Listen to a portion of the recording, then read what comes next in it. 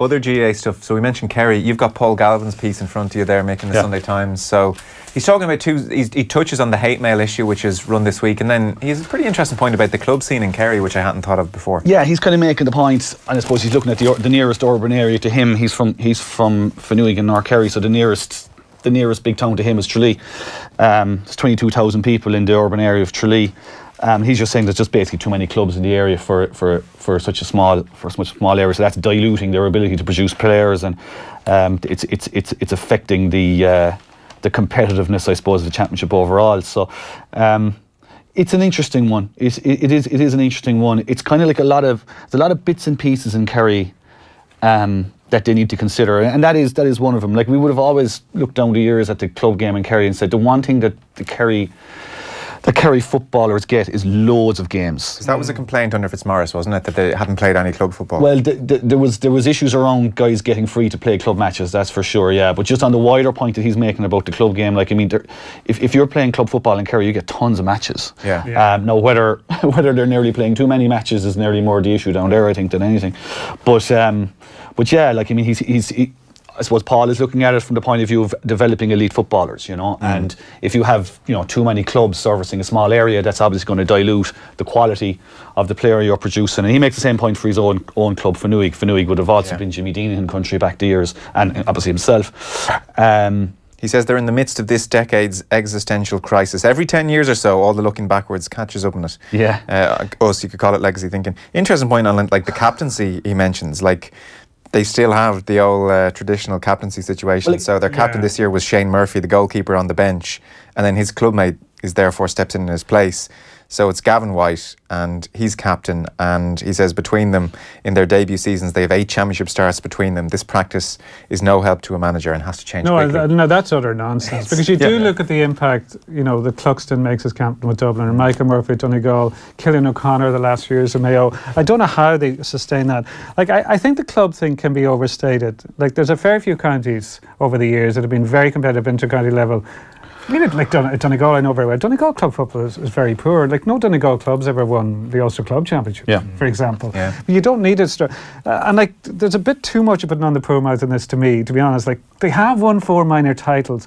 They have put in David Clifford in his first year, who's been in Footballer of the Year form if you look at his stats. Yeah. Sean O'Shea, Gavin White, Tom O'Sullivan. Like, new fellas have come in that look really good, and there's more to come. Yeah. So, like, if you're looking outside of Dublin, if you're going to be a manager, so you can take any county at the moment, you would grab it, you would jump at the Kerry job. Yeah. Like, it's the most attractive job out there. It's the most attractive job. It's also the hardest job, but I mean, for all good reasons. Turlough O'Brien answered you in this on Twitter. Try managing in Division 4. And I thought about that before I put it up. I put up that the Kerry job was the hardest job in. Did I say Irish sport or Gaelic games? I can't remember. Let's say Irish sport. Let's go for it. Let's go all out. I thought you said European sport, to be honest. European sport. You know what? World sport. Let's do it.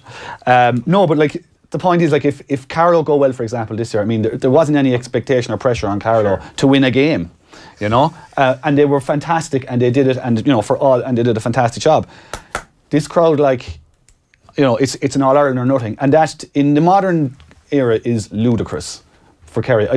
I mean, without wanting to kind of dwell on the whole thing, I mean, I think there's been a huge overrating of the players that Kerry have at their disposal. The guys coming through, you're absolutely right, are very good, but the guys that they have been dealing with for the last 4 or 5 years, he did very, very well. Like, I mean, there's that aspect of it. I think as well, going back to Paul's point about the existential crisis, he's right. I mean, Kerry, to me, for everything they've won, they have been a reactive county for pretty much about a century now. They react to stuff. Yeah. They reacted to Down in the 60s, right? They reacted to Dublin getting really fit in the 70s, brought up to another level, They reacted to Cork in a way in the 90s. And they reacted to Tyrone. They reacted, all this kind of stuff. They're reacting to Dublin now. Not quite the innovators. The only time they were ever innovators was when Dick Fitzgerald wrote a book in 1920-something about... 1914 he was there. Was it 1914? God. Like, with, kind of the positional grid and who you stay in your square and you kick the ball away if it comes near you. It was revolutionary at the time, but it was at least the first time a training manual really had been put together. But since that, because they've had so much success, they can be comfortable enough to say, well, what we're doing is right and we shouldn't change it. And it's still happening now. And you see that even with the last All-Ireland that they won. They won it by copying the team they were playing in the final. Like, they mirrored on the final. Like, they react to what's out there. And as you say, it's a very good point. And but, you know, the pressure thing, I do find interesting. It's obviously a hugely pressurised job. But I look at somebody like Andy McEntee, who came into a county that was used to having huge success under Sean Boylan at a low ebb.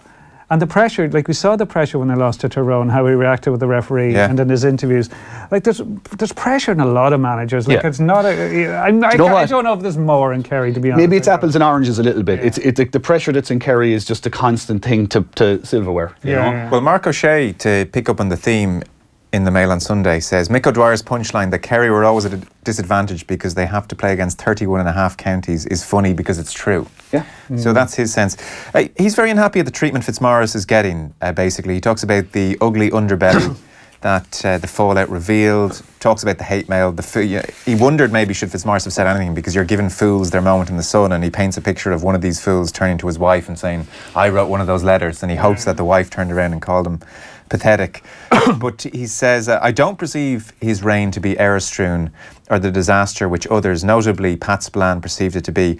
He says, Pat came out with the cheap line that Kerry's game plan under Fitzmaurice was like Theresa May's Brexit strategy in that one did not exist. And then he says, seriously, I sat through Eamonn's video sessions when he was a selector under Jack O'Connor, and the detail both frightened and illuminated. To suggest that he did not have a game plan is nonsense. The principles never change. You had to earn the right to play ball, and when you did, it was move quickly to the inside forwards. He says, Spillane also suggested that we had no kick-out strategy. Utter nonsense. We always did. Fitzmaurice had as much success, perhaps more than any other, on putting pressure on Stephen Cluxton, and innovatively made us press up after set plays to save lungs and legs with some effect in 2016. It was quite memorable, that game, actually, that they did that. And he says, on our own kick-outs, there was always a strategy. The problem is that we didn't possess the quality to execute it. I must say, I did watch Spillane give this no game plan line, and it was just patently not true. Like, it was madness that he was getting away with saying this on TV. He should have been challenged more in the studio, I felt. Like, Fitzmaurice clearly was a game plan type manager. He had different game plans for different games. Like the kick-out strategy, that Dublin game that O'Shea references, the 2016 semi-final. Like, again, remember Cluxton, 5 in a row. Yeah, that's happened a few times. They did that a few times to Dublin over the years. There's no team at that level going out without a game plan, without going out without 3 or 4 different game plans. I'm delighted someone like O'Shea has actually just pierced that nonsense for what it was, because he was trying to spout it again yesterday, and it's just not true. No. Yeah, like, it's funny, I can't name, but I know one individual who started a league game this year. But he substituted really early in the game because he didn't follow the game plan. Yeah. That's an important game plan. This was a Division 1 team. No, I'm not going to go into it. Okay, fair enough. But that's how important game plans now. Managers see if you're not doing what you're told, you're going to be hooked. Yeah. Like and the notion that he won an All-Ireland with a game plan. This comes back to what I was saying before about the quality of the player. I mean, he won an All-Ireland in 2014. That was a real manager-led All-Ireland, I think, in a lot of ways, right? And you know, I mean, it was more the games, I think, against Dublin that probably maybe rattled him a little bit, maybe shook his trust in both the game plan and the players he had at his disposal, and it all kind of comes together. Like, but I mean, to say, no game plan. Where are you even going with that? Like, I don't know. You know, God bless him. Like, where are you going with that? That's easy criticism to throw out, and then you don't have to do real analysis. The hate mail, as it's been billed, thing is, it's interesting because it's just a reflection of the way the world we live in. Like, you get it in social media. Like, the most innocuous comment, like, as you do when you're watching a game, you make the odd observation, just throw it on Twitter. And it's something innocent yesterday, like, I love watching Ian Burke, like, he's a class act. And a few hours later, Aidan O'Shea... Controversial? No, yeah. But Aidan O'Shea replied, he's a great player to watch, somebody you'd love to play alongside, I guess. And somebody replied to him with a homophobic slur. Wow. Like, there's that kind of permanent anger there. And you're going... Sorry, I say wow as if I'm shocked. Yeah, like, I mean, but like Aidan O'Shea, I was just thinking, how often does Aidan O'Shea get that kind of crap? Yeah, like, it's over nothing. And then, like, actual physical letters, I don't know if you got many over the years, Michael, but I got a few, but most of them were kind of innocent enough. They just said, you clown, you know nothing about Mourinho or rugby or Dublin GA or whatever. But you do, like, I got one 20 years ago. I'd written something about sport in the north, but it just 2 lines. It said, keep out of politics, stick to the sport. And it had a photograph of a guy in a balaclava with a machine gun. So I went to a friend at the garden and said, should I do anything with that? So just leave it. Like if you hear from him again, like come back to me. But you know, those are the things that make you know, that go to an extreme. Most of it you just brush it off as cracks. I think you know. It's just it's always been there. You know, it's always been there. I mean, in the Kerry context, it's been there forever. Like, I mean, he was right to bring it up. I think he was right. He was right to bring it up, and it's good that it's kind of been aired a little bit. But I mean, you know, it's not something we can do anything about. It's nothing you can do about it. What strikes me actually about it is in an era when you have so many kind of routes to abuse somebody, I suppose, between social media and everything else. I mean, to sit down, take the trouble to get out a piece of paper, get your green biro, write your mail, get a stamp from your carer or whatever, get permission to go to the post office and send it. Like, there's a lot of thought goes into that. The worst thing I find about the letters is that they have your address. Yeah, that's the part that just makes you think, ooh. Yeah, you know, you don't like that information being out there. No, that's terrible. It just reminds me of, I was sent to outside, I think, peak hate mail. Like, really, you're striking a chord if you get hate mail like Pat Spillane did many years ago that was just addressed Pat Bollocks Kerry. Yeah, and it arrived. Yeah, and the postman knew where to take it. Like, funny. Mark O'Shea on the hate mail thing remembers Paddy getting hate mail and how he would try and he'd get everybody around the kitchen table. He said, "Come here and look at what this Amadon is after writing." And he said he'd have a big belly laugh about it. Now he says it looked like it was water off a duck's back, although Mark says maybe it wasn't, but he was determined not to let anyone know that he wouldn't be cowed by rough language. Yeah, I mean, but he did bring up in that Paddy interview with Kevin Kimmage in the Sunday Indo, that quote that's been, you know, has been recycled so much this week. You know, the roughest type of effing animals you could meet. Yeah. You know, and that. You know, so it did get to him at some level, I think, when you consider that. And if you go back even a few years before that, he used to do the odd interview back in the late 90s. And I remember Vinnie Murphy was below there and there was talk of Vinnie playing for Kerry. And he was talking one time about Vinnie playing, and the interviewer, he picked up the tape recorder and said, "Is that... Can we do this interview with this off, like, you know?" And he said, "No, not really, though." So turn it on again. "What do you think of Vinnie?" "Well, you know, Vinnie's one of a lot of players we're looking at." But what he was saying to him off the record was like, "You've no idea what people are like down here. You have no idea what they're saying about me, about the decisions I'm about the team, the decisions I have to make, about Vinnie Murphy, about everything."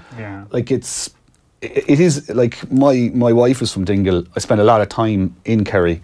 I know it's the nature of my job, I suppose, as well, that football will come up, but I mean, literally, like, the football comes straight into the conversation. And the problem with that is, so quickly, more so than, say, Premier League, where at least there's a weekly diet, and more than a weekly diet, there are so few games at inter-county level, and there's so much talking time. Yeah. Even the smallest thing, there's weeks of debate and stuff. Yeah, and a sense of entitlement is a problem. Like, if you do have this assumption that you should win the All-Ireland every 2 years out of every 3, and you see that in other countries, like, say, Tipperary, you see it as well. It's a toxic thing. Like, makes it very volatile.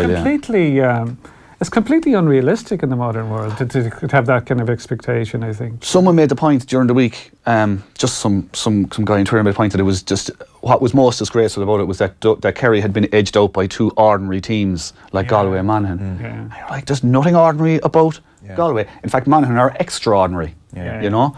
But look, that's what you're Shane McGrath had a good point as well in his piece where he was just saying we can put this down to social media. But he's like, I mean, mainstream media has always played its part as well, and he cites some of the stuff that the likes of what Brawley or pundits say, Dunphy. what newspaper columnists write. Yeah, it can be tough.